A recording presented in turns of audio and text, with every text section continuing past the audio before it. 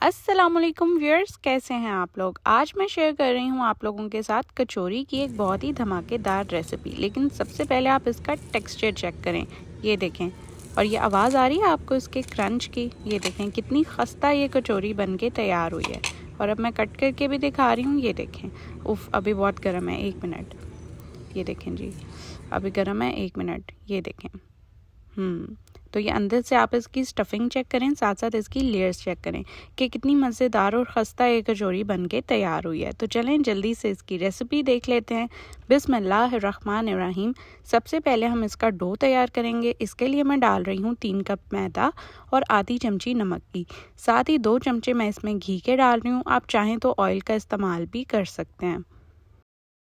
अब पानी शामिल करने से पहले हम इन तीनों चीज़ों को मिक्स कर लेंगे एक दफ़ा, ताकि अच्छे से घी सारे मैदे में मिक्स हो जाए। तो ये कुछ इस तरह से होना चाहिए। अब हम इसमें थोड़ा थोड़ा करके पानी शामिल करते जाएंगे। तो ये आधा कप मैंने पानी का लिया है। थोड़ा थोड़ा करके पानी शामिल करती जाऊंगी और इसे गूंथती जाऊंगी, यानी इसे एक डो की शक्ल दे दूंगी।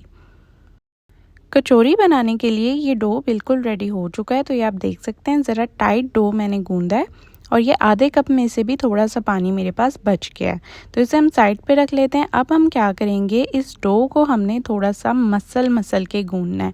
तो चाहे आप इसे प्लेन सरफेस पे कर रहे हैं, मैं यहाँ पे चकले पे रख के कर रही हूँ।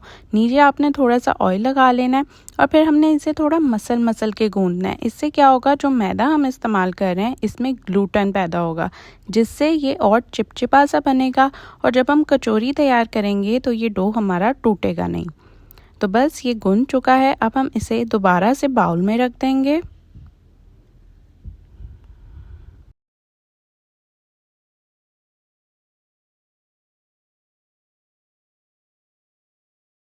अब इसके ऊपर हल्का हल्का सा ऑयल लगा देना है आपने, और उसके बाद इसे कवर करके तकरीबन 1 घंटे के लिए छोड़ देना है। अब कचौरी में लेयर्स क्रिएट करने के लिए मैं एक पेस्ट तैयार कर रही हूँ। ये मैं तैयार कर रही हूँ कॉर्नफ्लोर और बेकिंग पाउडर से। तो यहाँ पे मैंने 2 बड़े चमचे कॉर्नफ्लोर के ले लिए हैं और आधा बड़ा चम्मच ले रही हूँ बेकिंग पाउडर का। इससे बहुत अच्छी और खस्ता सी लेयर्स आएंगी कचौरी में। और साथ ही 2 बड़े चमचे डाल रही हूँ घी के। आप ऑयल का इस्तेमाल भी कर सकते हैं, लेकिन मैं यहाँ पे घी का इस्तेमाल कर रही हूँ। तो अब अच्छे से इसे मिक्स कर लेंगे। थोड़ी ये थिक सी पेस्ट बनेगी और इसे हम अपनी कचौरी की लेयर्स में डालेंगे। तो ये पेस्ट हमारी तैयार हो चुकी है। इसे रखते हैं साइड पे और अब देखते हैं अपने आटे को।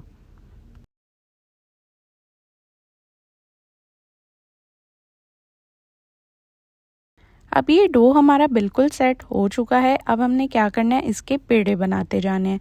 तो या तो आप इसे पहले डिवाइड कर लें इक्वल पोर्शंस में, या अंदाजे से इसके पेड़े बनाते जाएं। तो जिस तरह से हम रोटी के पेड़े तैयार करते हैं, सेम उसी तरह से हम इसके भी पेड़े तैयार करेंगे। तो पेड़े का साइज़ आप देख रहे हैं कि ये इतना साइज़ है कि मेरे हाथ की हथेली के अंदर अंदर ही ये पेड़ा है। तो इतने साइज़ का आपका भी पेड़ा होना चाहिए। अगर बहुत ज़्यादा बड़ा करेंगे तो बहुत बड़ी कचौरी बन जाएगी, या अगर छोटी कचौरी बनानी है तो इससे ज़रा सा छोटा कर सकते हैं।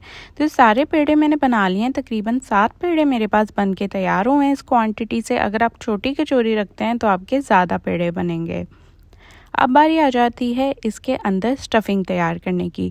तो यहाँ पे मैंने 2 अदद प्याज बारीक बारीक काट लिए हैं क्यूब्स में। साथ ही मैंने गोभी का एक छोटा फूल ले लिया और उसे भी क्यूब्स में कट कर लिया है। और साथ ही मैं ले रही हूँ बॉयल हुआ हुआ चिकन। तो ये आधा ब्रेस्ट है चिकन का, जिसे मैंने बॉयल कर लिया था और अभी मोटा मोटा सा श्रेड कर लिया है। इसे भी हम काट के स्टफिंग में डालेंगे। अब पैन में मैं तकरीबन 4 बड़े चमचे ऑयल के डाल रही हूँ और इसमें हम अपना प्याज शामिल कर देंगे। तो प्याज को हमने हल्का हल्का सा सौते कर लेना है, यानी ये सख्त ना रहे, थोड़ा सा ढीला पड़ जाए, लेकिन वाइट वाइट ही रहे। फ्लेम को मैंने थोड़ा लो रखा हुआ है। जितनी देर में प्याज सौते होता है इतनी देर में चिकन कट कर लेते हैं। तो ये मोटा मोटा जो चिकन श्रेड किया हुआ था, इसे अब मैं छुरी से छोटा छोटा क्यूब्स में कट कर रही हूँ। इससे क्या होगा, बहुत फाइन सा हो जाएगा चिकन और मुंह में बड़े बड़े चंक्स नहीं आएंगे चिकन के। तो बस ये चिकन भी हमारा कट चुका है। अब इसे भी प्याज के साथ ही शामिल कर देंगे।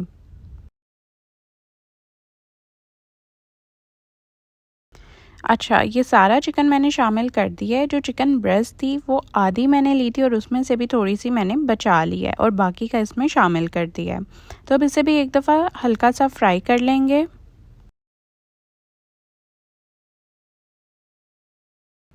अब मैं इसमें गोभी शामिल कर रही हूँ और इसे भी 2 से 3 मिनट हल्का हल्का सा फ्राई कर लेंगे। अब बारी आ जाती है इसमें मसाले शामिल करने की। तो यहाँ पे मैं डाल रही हूँ 1 छोटी चमची नमक की, 1 छोटी चमची कुटी लाल मिर्च की और आधी छोटी चमची काली मिर्च पाउडर की। और साथ ही मेरे पास फ्रीज़ हुई हुई थोड़ी सी हरी मिर्चों की पेस्ट थी तो वो भी डाल रही हूँ। अगर आपके पास उस तरह नहीं है तो आप बना के इसमें हरी मिर्चों की पेस्ट भी डालेंगे। और अब एक दफ़ा अच्छे से इन चीज़ों को मिक्स कर लेंगे। और अब बिल्कुल लास्ट में मैं इसमें आधा कप दूध का शामिल कर रही हूँ। इससे मिर्चों की तेज़ी ज़रा कम होगी। उसके अलावा जो हमारी स्टफ़िंग है वो ज़रा सॉफ्ट बनेगी। तो बस 2 से 3 मिनट इसे मज़ीद पकाना है आपने और उसके बाद फ्लेम को ऑफ़ कर देना है। तो ये स्टफ़िंग भी हमारी बन के बिल्कुल तैयार है। अब चलते हैं बाकी के प्रोसेस की तरफ। तो इतनी देर में पेड़ों को भी आधे घंटे का रेस्ट मिल चुका है। अब हमने क्या करना है, इसकी लेयर्स बनानी है। तो एक एक पेड़ा आपने उठाते जाना है, इसे सेट करते जाना है। हल्का सा आपने मैदा डस्ट कर लेना है, चाहे तो हाथ से इसे गोल सी शेप दे दें या फिर आप इसे बेल के गोल सी शेप दे दें। तो बहुत फैलाना नहीं है, बस एक नॉर्मल सी रोटी हमने बेल लेनी है। तो ये आप देख सकते हैं कि एक छोटी सी रोटी मैंने बेल ली है। अब बारी आ जाती है इस पे वो पेस्ट लगाने की जो हमने बना के रखी थी, यानी जो कॉर्नफ्लोर और बेकिंग पाउडर की हमने पेस्ट तैयार की थी। तो अब हमने इसे उठाना है और इस पूरे रोटी पे हमने अच्छे से लगा देना है, यानी इस पूरी रोटी को इस पेस्ट से अच्छे से कवर कर देना है। तो अब आप देखिएगा कि क्या कमाल होता है और कितनी अच्छी और खस्ता इसकी लेयर्स बनती हैं। मैंने ये पेस्ट थोड़ी देर के लिए फ्रिज में रखी थी जिसकी वजह से थोड़ी टाइट हो गई है, लेकिन जैसे जैसे मैं लगाती जा रही हूँ ये सॉफ्ट होती जा रही है। तो पूरी रोटी पे ये पेस्ट लग चुकी है। अब मैं इसे फोल्ड करती जा रही हूँ।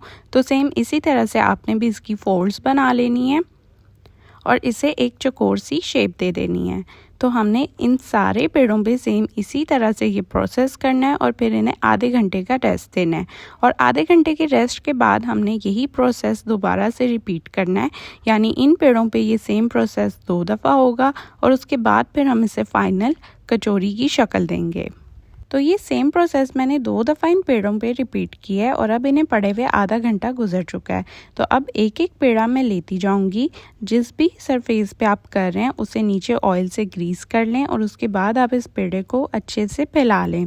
तो हाथ से ही मैं इसे गोल सी शेप देती जा रही हूँ। तो ये आप देखते जाएं कि कितना सॉफ्ट हो गया, आराम से ये फैलता जा रहा है और गोल सी शेप लेता जा रहा है। अच्छा, किनारे हमने थोड़े पतले रखने हैं, दरमियान से बेशक ये थोड़ा मोटा रहे, क्योंकि हमने इसके किनारों की फोल्ड्स बनानी है। अगर ये मोटे होंगे तो बहुत मोटी सी फोल्ड्स बनेंगी, वो अच्छी नहीं लगेंगी खाने में। तो ये आप देख सकते हैं कि हाथ से मैंने इसे फैला लिया है। तो अब सेंटर में हमने अपनी स्टफिंग डाल लेनी है। तो स्टफिंग आपने थोड़ी ज़्यादा डालनी है क्योंकि जब हमने इसे फ्राई करना है ये फूलेगी। अगर स्टफिंग कम हुई तो अंदर थोड़ी थोड़ी सी बोटी महसूस होगी, इसलिए स्टफिंग आपने खूब भर के डालनी है। तो मैंने 3 बड़े चमचे भर के इसमें स्टफिंग के डाले हैं। सेंटर में इसे मैं सेट करती जा रही हूँ। और अब बारी आ जाती है इम्पॉर्टेंट स्टेप की, यानी इसे शेप देने की। तो अब एक किनारा उठा के हमने बीच में रख लेना है, इसी तरह से दूसरा किनारा उठा के हमने बीच में रख लेना है और इसी तरह से तीसरा और चौथा किनारा भी उठा के हमने बीच में रख लेना है। आपने भी सेम इसी तरह से करना है जैसे मैं कर रही हूँ। तो अब आप देख सकते हैं कि हमारे पास 4 किनारे और बन गए हैं। तो अब इन 4 किनारों को भी उठा के हम बीच में रखेंगे और दबा देंगे। तो इससे ये गोल सी शेप भी आ जाएगी और ये अच्छी तरह से बंद हो जाएगी। तो आप देख रहे हैं कि स्टफिंग इतनी ज़्यादा है कि एक साइड से बाहर आ रही है, लेकिन स्टफिंग हमने ज़्यादा ही रखनी है। अगर कम रखी तो जब ये फूलेगी तो बहुत थोड़ी थोड़ी सी इसमें स्टफिंग फील होगी। तो ये आप देख सकते हैं कि इसे गोल सी शेप भी मिल गई है और ये कचौरी भी हमारी अच्छे से बन के तैयार हो गई है। तो अब इसी तरह से हम बाकी के पेड़े भी बनाते जाएंगे, यानी उनमें भी स्टफिंग भरते जाएंगे और इसे कचौरी की शेप देते जाएंगे।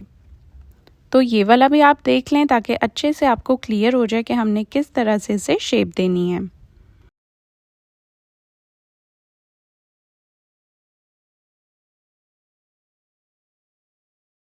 तो बहुत सिंपल सा प्रोसेस है, एक से दूसरी कचौरी जब आप बनाएंगे तो खुद ही आप माहिर होते जाएंगे और आपको ये मुश्किल बिल्कुल नहीं लगेगा। तो इन कचौरियों की ख़ास बात ये भी है कि आप इन्हें फ्रीज़ कर सकते हैं। जी हाँ, आप चाहें तो इन्हें फ्रीज़ कर सकते हैं और जब आपका दिल चाहे इन्हें निकालें, डीफ्रॉस्ट करें और इन्हें तल लें। तो अब बारी आ जाती है एक इम्पॉर्टेंट स्टेप की कि हमने इसे ठंडे घी में तलना है। तो ये आप देख सकते हैं कि मैं उंगली डाल रही हूँ लेकिन मेरा हाथ जल नहीं रहा। तो इसी टेम्परेचर पे आपका घी होना चाहिए कि हल्का सा बस गर्म हो, लेकिन ये तेज़ गर्म नहीं होना चाहिए। और इसमें अब मैंने अपनी कचौरियाँ डाल दी हैं। तो बिल्कुल लो फ्लेम पे हम इन्हें तलेंगे। आहिस्ता आहिस्ता खुद ही ये फूलती जाएंगी, इनकी लेयर्स बनती जाएंगी और एक खूबसूरत सी कचौरी बन के तैयार हो जाएगी।